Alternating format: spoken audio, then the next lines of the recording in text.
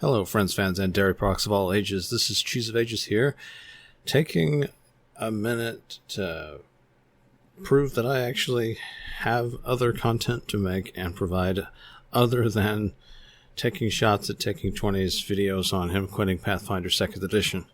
Even though the content of said video might make you believe that I'm not actually taking 5 from Taking 5, because he did in passing mention that swashbucklers just do the same thing all the time, and this video happens to be about swashbucklers and talking about how they don't do the same thing all the time.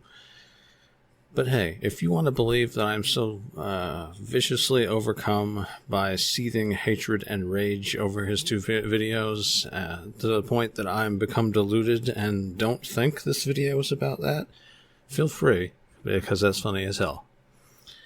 Anyway, today we're going to do one of a eventual series of videos talking about builds I really like in Pathfinder 2nd Edition. Now, these are going to be like full level builds because honestly, the way Pathfinder 2nd Edition is laid out, roleplay kind of comes first in a lot of ways, because while small bonuses do matter, it's kind of hard to make something that's bad. And you can add a lot of customization and tweaks to things. So while this build forms a good baseline, there are several points that can tweak several things that you might veer a different direction in. And there's just so much variation of where, oh, I didn't pick this here, I picked this instead, so I picked this, or maybe I pick this later, that honestly, the further the build goes on, the more variance it becomes, and the more indecisive it becomes in certain regards. This is how most classes are in Pathfinder 2nd Edition. And of course, there's also some points, if you don't take dedications, there might be some point where it's like, oh, well, I'll just take this of the options I have, even though it's not super central or anything I'm interested in. There is that presence of things, but of course that's if you exclude dedications. But let's not talk about Pathfinder 2e in general here. Yeah, this is one of the first build breakdown that I'm going into, so I've got to explain some ground rule things. So forgive me that. Mostly I'm going to be sticking to the first 5 levels of builds and that thing. And no, that's not me subconsciously tearing into his character yet again.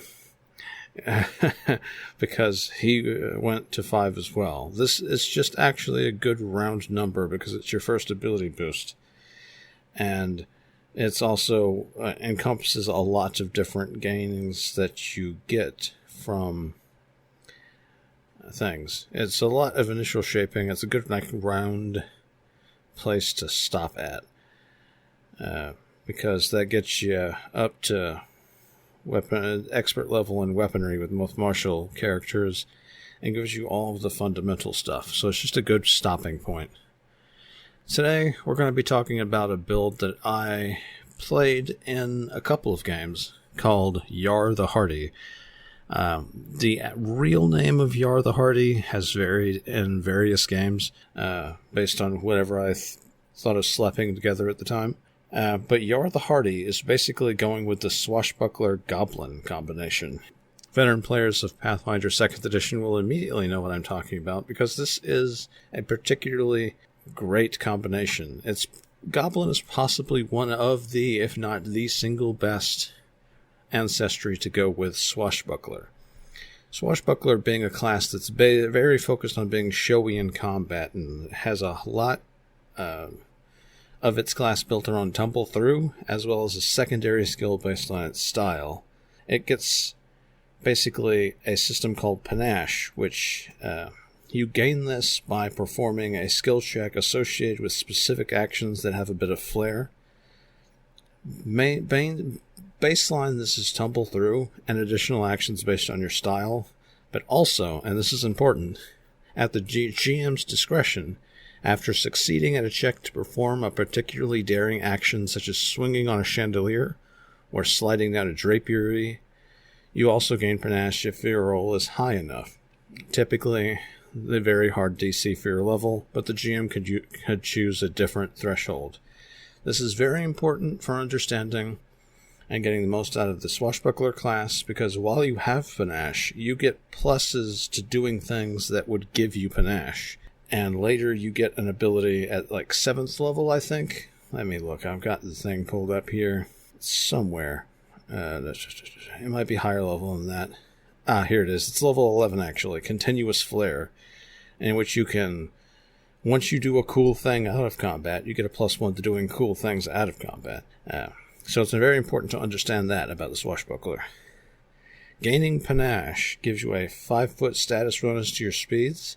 Phrasing's important there. Your speeds. It's not like the monk's speed increase that is limited to your speed, singular, which means it applies only to your base speed. This is speeds, so whatever speeds you get, no matter how you get them, it increases it. It's 5-foot status bonus to your speeds, and a +1 circumstance bonus to checks to tumble through or any actions that gain you panache due to your style, etc., etc. The Precise Strike class feature also causes you to deal extra precision damage when you have panache, and you get finishers as well. Mainly, starting out, you get Confident Finisher. Precise Strike gives you 2 precision damage, and if the strike is a finisher, you get 2d6 instead. And at 5th, 9th, 13th, and 17th levels, you get an additional 2d6 damage, and flat 2 additional precision damage. So this is another reason 5 is a good number, because you get your precision damage augmented. Confident Finisher is a key thing. This is the finisher I use most often because of its sheer reliability. It's mainly you do your finisher damage, your Precise Strike, and nothing else. But if you miss, you deal half that precise damage to your target. The damage type is that of the weapon or the unarmed strike used for the strike. Now, this is important. This is where that rotation thing comes from, because tumble through gives you panache and also moves you to the target if you're close enough. And if you successfully tumble through, you gain panache, which gives you the flat damage bonus on your regular attacks. So you proceed with the regular attack on your second action at just a normal strike. Then, on your third action, you are suffering multiple attack penalty from your first attack. So this attack is at -5. This is the attack you use Confident Finisher on. If you hit, because you're only in at -5, hey, you deal 2d6 damage. If you miss, you do 1d6 damage normally. Now, mathing that out, your flat damage was already +2 damage, which is kind of just slightly below average damage result on a d6. So, you're kinda still doing your full precision strike damage as if you had hit and used the finisher on your first attack and just rolled low on one of the die. So mathematically, it's almost no risk, because you're still doing practically the same damage in a way. It's less of a damage ceiling, but you're still doing in the ballpark of the same damage. You're just getting a guaranteed 2 on one of your d6s. And if your second attack instead hits, well, you get the full 2d6 damage, and you did an extra attack's damage worth of hit. So, that's sexy. That's high reward, no risk gamble. Yeah. Of course, sometimes you might want to do multiple things and do your finisher on your last strike. And this kind of falls into the range of other classes getting feats that give them multiple attacks on a singular action. Because if you're like moving and then tripping somebody and then using a finisher, you're dealing a weapon damage dice and like 2d6 damage. So that's kind of in the ballpark of 2 attacks being combined for purposes of damage. So that's kind of vaguely in the range of making 2 attacks with like a really small weapon. It's not anywhere in the damage output of a fighter, making 2 attacks with like D8 weapons, or making a power attack with a freaking large weapon. Other classes can definitely get more damage output than that on a single actioned 2 strike attack. Don't get me wrong. I'm just saying it's similar. But I'm rambling. This is a build guide. We're done talking about core mechanics of the swashbuckler and how to operate it. We've got to actually talk about the build. Yarr the Hearty, background-wise, his concept is like, Yarr the Hearty's not actually his real name. That's an alias. The real character, whatever his name is assigned in the campaign, is just a regular goblin from a regular tribe of goblins that are stereotypes. Poorly educated, dumb, attacking caravans on the side of a road.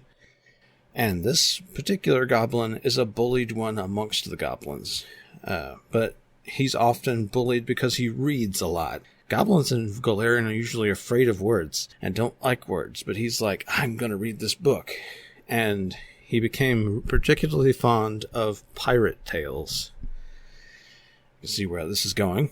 And in a way, along the side, the hobgoblin running his tribe raiding parties and training the goblin hordes to be disciplined fighters saw potential in him despite his demure nature, and essentially trained him Mr. Miyagi style, if Mr. Miyagi was a bully, and basically just bullied him into doing things and tasks that trained him in combat without him even realizing he was being trained in combat. And if things had gone on normally, he might have actually at some point informed this goblin of what he was doing and unleashed him upon the world as some dread, dangerous goblin warrior that it was prodigious compared to a regular goblin and a big threat to the world in theory. But instead, one random day during a raiding party, his raiding party sacked a caravan, and he found a 3-cornered hat, a pirate-looking hat, amongst the possessions of the caravan. So he puts it on, and at this exact moment, the rest of the raiding party decides to bully him and try to take the hat. And something inside the goblin snaps, and he defeats all of the raiding party single-handedly with his secret awesome combat training that he doesn't even know he has. And in the process, the hat falls off, and he's horrified what he's done, and something in his brain just makes him come to the conclusion that the hat is haunted by the ghost of a pirate. He'd read a book similar to this, about pirate ghosts possessing people, so he's like, oh no, I'm a danger to the tribe. This hat is dangerous. I've got to keep it away from the tribe. I can't let this be a danger. So he takes the hat and he runs, occasionally putting the hat on to access the power of the great goblin pirate Yarr the Hearty, to defeat evils he comes across that are threatening him, and become a reluctant adventurer. Though Yarr the Hearty himself is a stereotypical to a fault swashbuckling hero type, often getting the goblin in great trouble. And that whimsical bit of split personalities is my goblin swashbuckler, Yarr the Hearty. So let's get into the actual build. Class. I wonder what I'm going to pick for this. I mean, I could be a fighter. I'm just kidding. So I could be a fighter. We're going to pick swashbuckler. And the ancestry, naturally, is going to be goblin. We're picking the obvious heritage for this. That is what makes the goblin pretty much the best swashbuckler race, with few contenders. Unbreakable goblin. You're able to bounce back from injuries easily due to an exceptionally thick skull, cartilaginous bones, that's hard to pronounce, or some other mixed blessing. You gain 10 hit points from your ancestry instead of 6. When you fall, reduce the falling damage you take as though you had fallen half the distance. So not only is this better than other races' heritage that grant slightly high bonus hit points, for instance, the orc One just grants 2 hit points and nothing else. Might have decent feats. I haven't looked at it recently.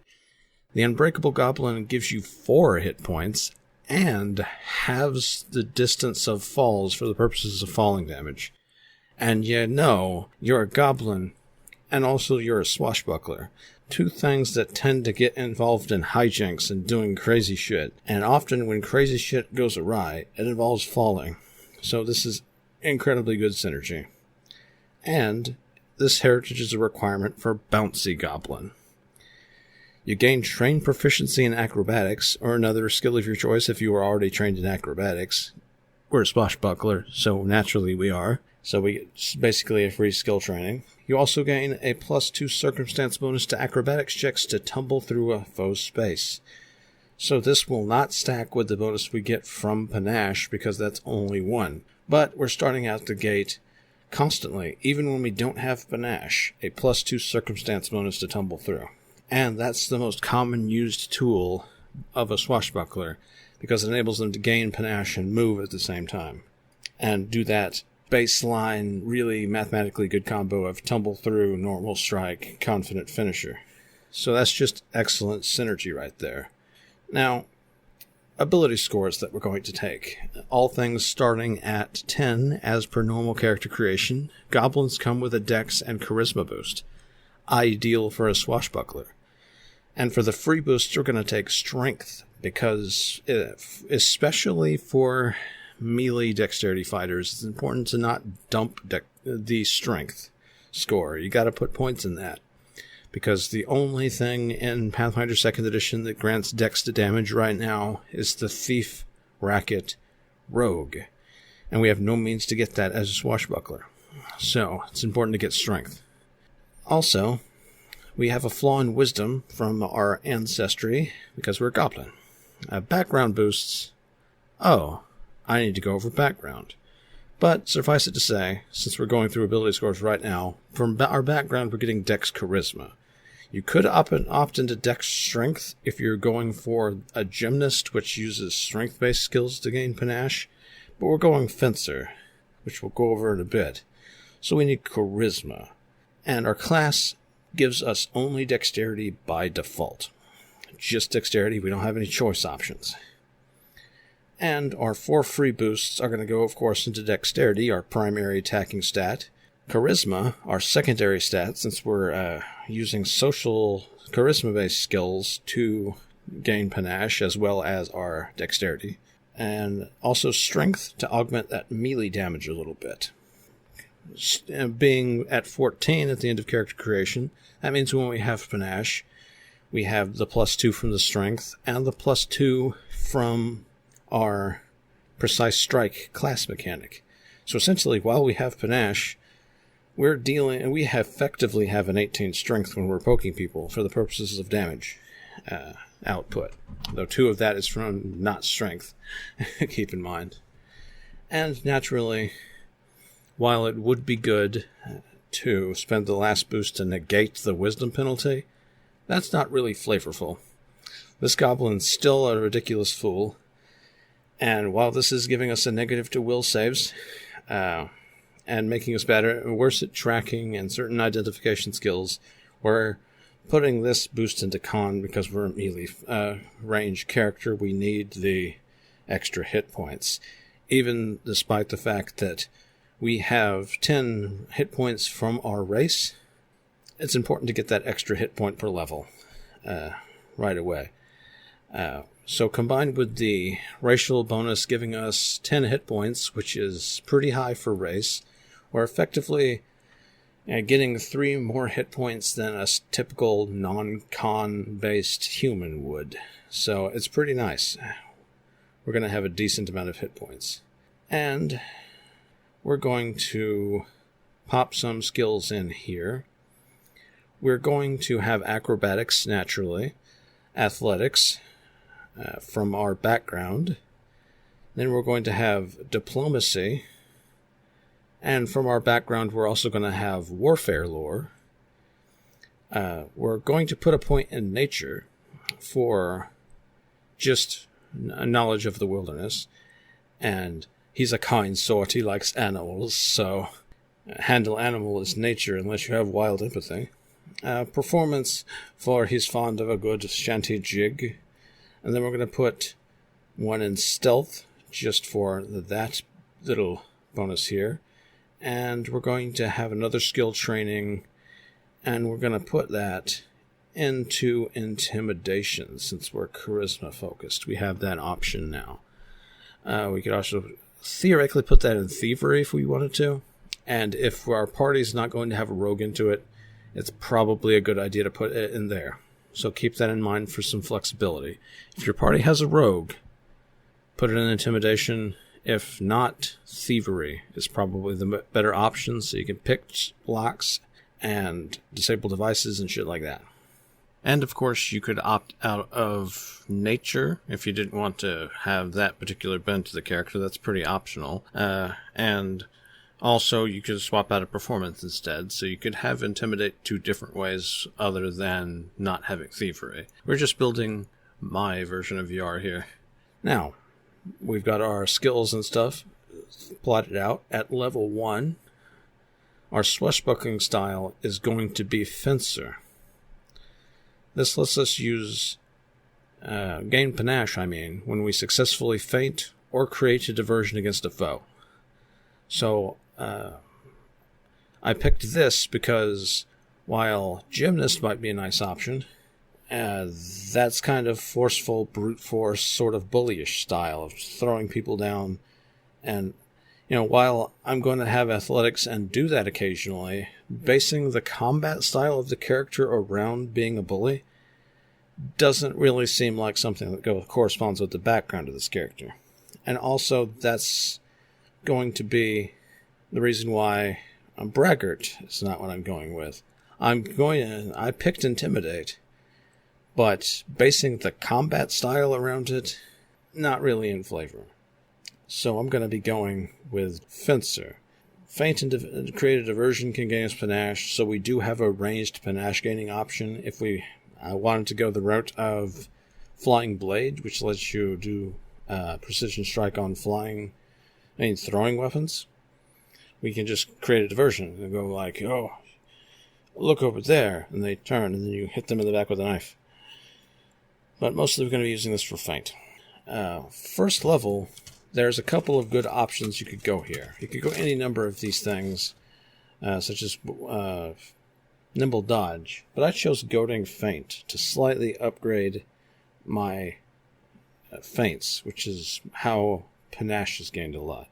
Flying Blade is a powerful option here to be able to use your finishers from range. It's really useful. It increases your reach on the battlefield. Sometimes you might not be able to reach an enemy, but then you could just throw a weapon at them. It's nice. And you can use that Creator Diversion ranged option to play from range. It's nice. We're picking Goading Feint. When I feint, I can use the following success and crit success effects instead of the other effects I would get when I feint. And if I do other abilities that adjust the normal effects of feint no longer apply. You can choose whether to apply Goading Feint benefits or normal benefits every time you feint a given foe, and there's nothing stopping you from feinting a target multiple times. Keep in mind. Now, a normal feint flat-foots your opponent for your next attack, or if you crit success, for several attacks. This, success means the target takes a -2 circumstance penalty to its next attack roll against you before the end of its next turn. On a critical success, it's all of the attacks. So it's basically making a instead of lowering their defenses, it raises yours. So it's kind of a reverse flatfoot and applied to them. It's nice. And it presents interesting tactical options. So here's where I'm going to talk about how certain swashbucklers might do different tactical options in certain situations. For instance, sure, most of the time you're going to tumble through because it gets you to an enemy, gains you panache, and you can thus use your next 2 actions to attack. But sometimes you're next to a person and don't necessarily want to tumble through because, hey, maybe there's like fire behind them. I'm saying that specifically because that's happened, where if I tumbled through, it would be a bad thing.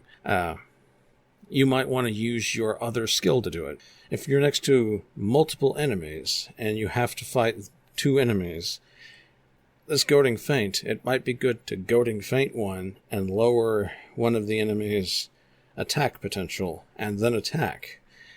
And that's a situation you might want to Goading Feint both of them to lower both of their attacking ability. Or Goading Feint one and then Flatfoot the other so you can guarantee your strike hits. Or, depending on their HP values, you Goading Feint to lower one's accuracy and then attack twice to finish off the wounded one. Various tactical situations could change what you want to do. And of course there's other type of swashbucklers, like one that gets a feat that enables them to reposition a enemy while gaining panache. So they might want to do that to swish the enemy into a flanking position rather than tumble through, based on battlefield positionings.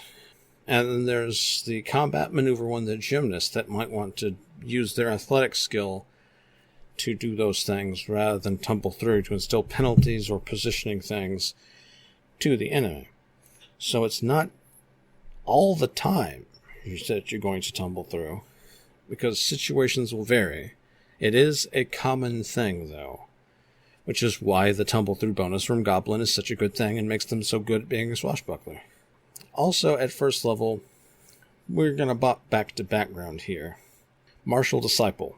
This is basically saying you've been formally trained in by some sort of monastery, academy, local branch of a prestigious mercenary organization. Basically, you've received elite professional training in warrioring.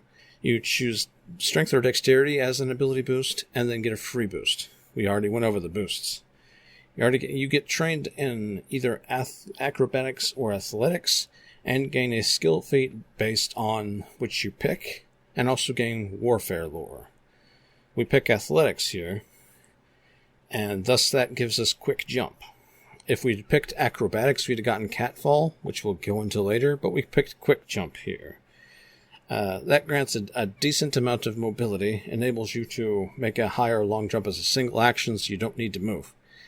This can be good in a lot of situations especially when you upgrade it later. It can be really good for ignoring difficult terrain because you just jump. It can also be useful in certain terrain things if things are complicated. Like, oh, there's a fire in the way, I'll just, jump it. Or there's this gap, I'll jump it. And you could do it more easily. Now we advance in levels. You know when I said we'd mention catfall? Well, that's because I'm taking it as my second level skill feat. It requires trained in acrobatics, which of course we have. You treat falls as 10 feet shorter.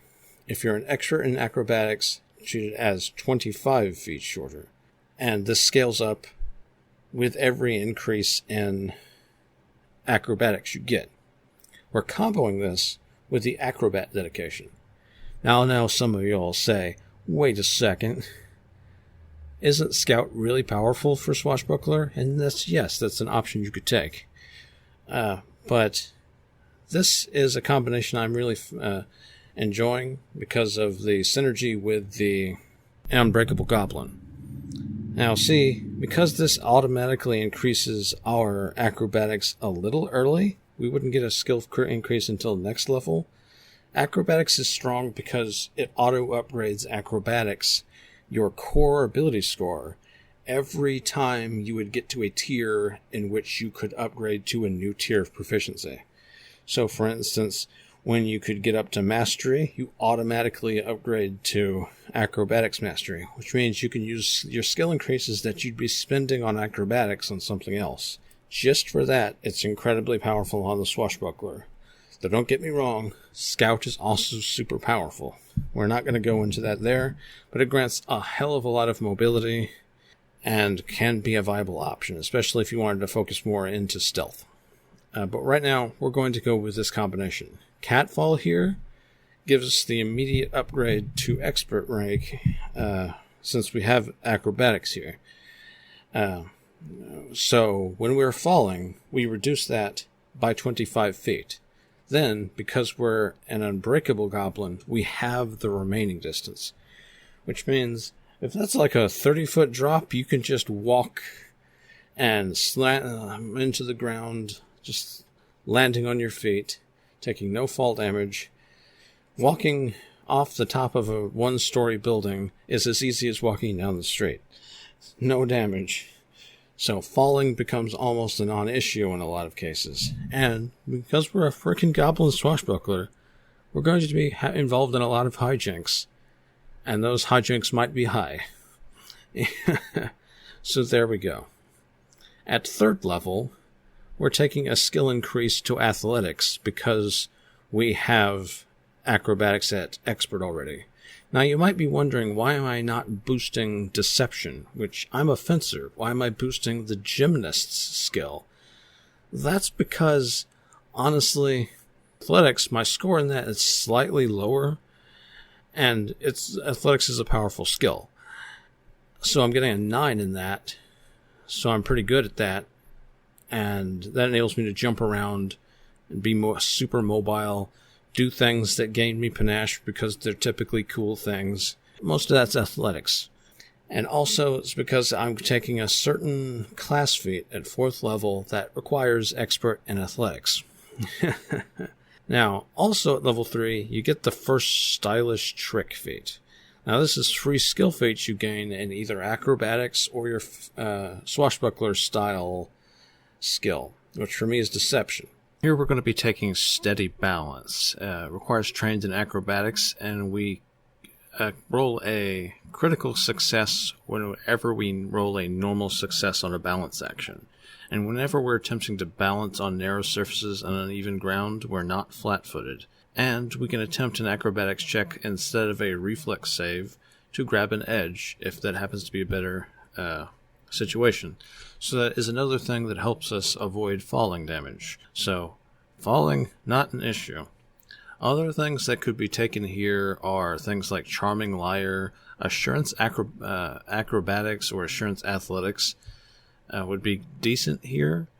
Lie to Me seems like it might be a decent option to make you more resistant to lying, but at this point your perception is roughly equivalent in this build to what your bonus would be at level 5.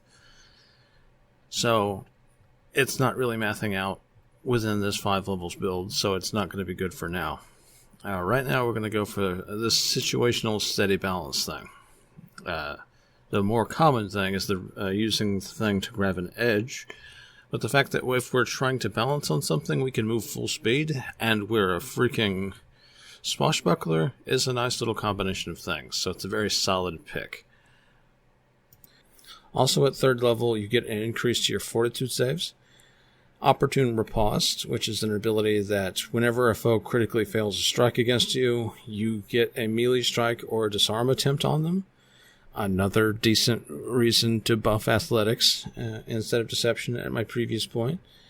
And Vivacious Speed. This is why I took Fleet here. Vivacious Speed. When you have panache, your speed upgrades to a 10-foot status increase. And this increases by 5 feet at 7th, 11th, 15th, and 19th level. Now, normally as a goblin your speed is 25 feet, so this boosts it to a 35. Fleet gives you a 5-foot increase, so now without panache I have baseline 30 on my race, and with panache I'm as fast as a horse now at 40 feet. Now, you get half this bonus to your speed when you're not in a panache state. So, combined with Fleet, this is a 10 bonus to that 25, giving me a 35. So I get a lot of punch of speed here. Getting nearly as fast as a normal person without Fleet, without panache, when they have panache, and a little bit faster when I have panache. And this extra 5 foot, that's an extra square. That's super important for tumble through, because if you don't have enough movement to make it through something you're tumbling, you fail. So yeah, a little extra movement speed is pretty useful. So there we go. Next up at level 4, we're taking that class feat that required an expert in athletics, Flamboyant Athlete. This may be something retrained later in the build, because you have means by which to gain climb speeds. So this might become less of a versatile option, because this doesn't work when you aren't in combat. So if you just have a means which you can snatch climb speed or swim speed or something like that, this becomes less and less useful. Anyway, Flamboyant Athlete is pretty good. You gain climb and swim speeds equal to half your land speed when you have Panache. And this is correspondingly increased by your ability, the Vivacious Speed, because you gain, combined with my fleet, my base speed is 30. So this would grant me swim and climb speeds of 15 feet baseline, and then that is augmented by Vivacious Speed by another 10 feet. So essentially, how this plays out is I have climb and swim speeds equal to everyone else's land speed that's not an elf and doesn't have fleet, etc., etc. So yeah, taking that. The second ability it grants is lowering the DCs of your high jumps and long jumps by 10, which means you can jump further. So quick jump just got a big upgrade. The DC of high jumps and long jumps are set by how far you're trying to jump. So now, if you're trying to ignore difficult terrain and jump like 30 feet, you can do it on a 20. So it's really effective for circumnavigating difficult terrain. So you're much more mobile. And also, the distance you can move with a vertical leap increases to 5 feet. Distance for a horizontal leap increases to 15 feet if your speed is at least 15 feet, and 20 feet is if your speed is at least 30 feet. So you have a 20-foot horizontal leap. These are the distances without a check. So 20 feet, immediate, no check required, movement. Ignoring difficult terrain. Decent. Especially combined with the skill feat we're taking at this level for maximum synergy. That's right, another feat that requires expert in athletics, powerful leap. When you leap, you gain 5 feet up with a vertical leap, and can increase the distance you can jump horizontally by 5 feet. So now, with no check, we can cross 25 feet of movement speed. We can jump most people's walking speed in one action, no check required. And we can jump straight up 10 feet. So that's a powerful combination for mobility speaking. Now, the fateful level 5, where we're ending the build. Though at level 6, you would open up to the ability to take attack of opportunity, which is what I would probably recommend, though it's not required. For our boosts, we're going to basically repeat what we did at the previous tier, bumping our dexterity up with the first one, even though it won't increase our modifier. Since we were at 18 before, it's only going up to a 19, and odd numbers don't increase your modifier. Charisma, though, gets a bump up because it's going from 16 to 18. So does Strength because it's going from 14 to 16. So now I've got a really respectable Strength for a dex-based fighter, and our Constitution has gone up to 14. At this point, you can start considering branching out into other ability score boosts in place of this Constitution one, or continue to get extra hit points. My next recommendation for this one is going to be put at least one boost into Wisdom to negate the penalty, and also reflect the naive character growing up a little. That's pretty nice. At this point, we'll also gain Weapon Expertise, which gives us expert in our weapons and the critical specialization effects of all weapons with which I get expert proficiency. And also, we get an ancestry feat at this level. Now, there's other options you can take. Right now, we're going for Very Sneaky, which basically, you can move 5 feet further when you take the sneak action up to your speed. In addition, as long as you continue to use sneak actions and succeed on a stealth check, you do not become observed if you don't have cover or greater cover and aren't concealed at the end of the sneak action, as long as you have cover or greater cover or are concealed at the end of your turn. So, our speed baseline is 30. halved to sneak, that's 15. With very sneaky, we now move 20 feet when we sneak. If we happen to have panache and we start sneaking, our speed is going to be even higher than that, because we're getting a plus 10 instead of a plus 5 to that. So we're going to have an additional 5 foot of speed. At higher levels, though, when it's a larger increase, then it's going to start to pile up, and we're going to be able to move across the battlefield in stealth with panache very fast. We can already do it with panache at the speed most people walk, at like stride normally, I mean. So that's pretty good. It gives you even more options for things you might want to do in combat. This also synergizes really well with Fencer for the use of Make a Distraction, as Make a Distraction gives you panache and also gives you the hidden condition as it does for everybody else. So you can gain the hidden condition on your next action, use the sneak action with this faster speed, and then do whatever you need to do, like based on the situation from there, be it move to the person and stab them with the flat-footed bonus because you're hidden from them, or get to cover, and then take cover. So, yeah. Next up, our skill increase is going to be going into deception, so we're caught up on that. This puts our skills at this 5th level of the build at Acrobatics 13, which we're getting a +2 when we use it to tumble through, putting us at a 15, which is around equivalent to a master in acrobatics for exclusively tumble through. So that's really good. In a couple levels, when we hit the tier in which we can put master ranks in anything, this will automatically go up another 2 points from just that, and another 2 from levels, of course.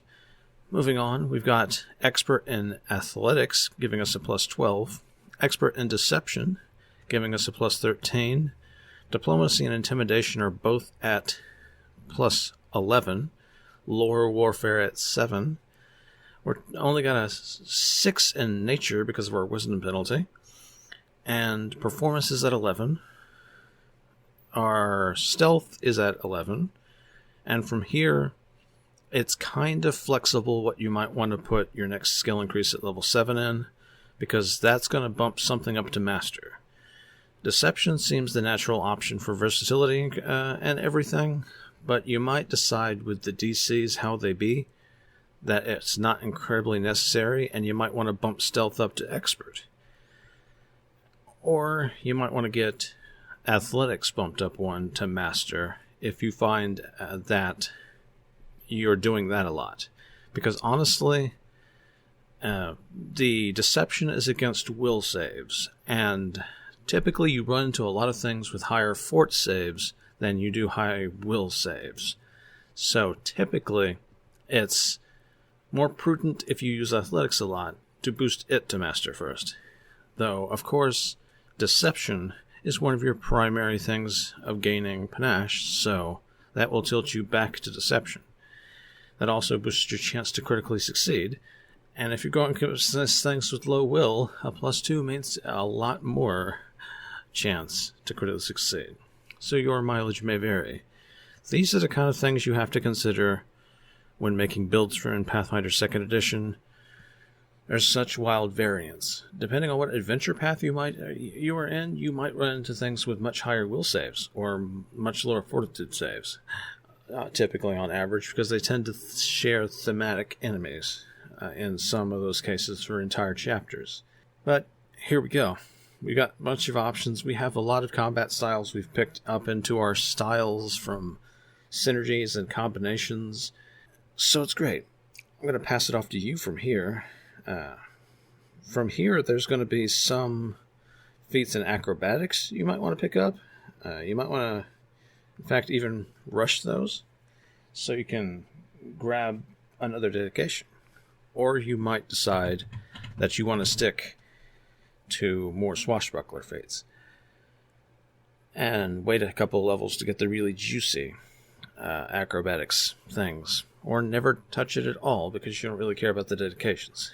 It's worth noting that acrobatics has a skill feat in it, so you can spend one of your skill feat options in that to get that, and that will get you closer to having the 2 feats in the archetype you need to be able to move out of it into another one. And that's a whole different bag of worms that you could venture out into multiple different scenarios. For instance, tweaking the path a little bit, you might get a fascination for magic and decide to be a sorcerer. Discover the ancient dragon lineage of Yarr the Hearty. I often find in Pathfinder 2nd Edition that roleplay takes precedent over rolling the dice, and what's super effective. In fact, Yarr became fascinated with a familiar of a party member on one occasion and decided, hey, maybe I'd like a pet. So he would continuously try and tame animals and get animals in his service, and once out of acrobatics, he might consider going into Beastmaster or something like that. So, hey, there's the thing. I didn't originally plan that when I was picking up Yarr the Hearty, but it's something that roleplay caused. So, when you're taking the pilot of Yarr, he might gain a fascination for arcane magic, or find faith in God and become an oracle, or be jinxed, cursed, and that curse gives him oracle powers or something like that, because he does have that high charisma. Or you might decide to go any number of different ways with him. This kind of variance is why these builds are only going to be going to level 5. But hey, I hope you enjoyed the video, and I hope if you decide to make this build, feel free to tweak some parts of it. It's very flexible, like the system, but if you enjoy playing it, I am glad. So, enjoy Yarr the Hearty, me hearties. So there'll be more build guides in the future, including a look at some of my favorite fighter builds in a future Taking 5 video that I've mentioned in the past, which I might make dedicated build videos for, depending on how that video plays out. But for now, I've got to roll.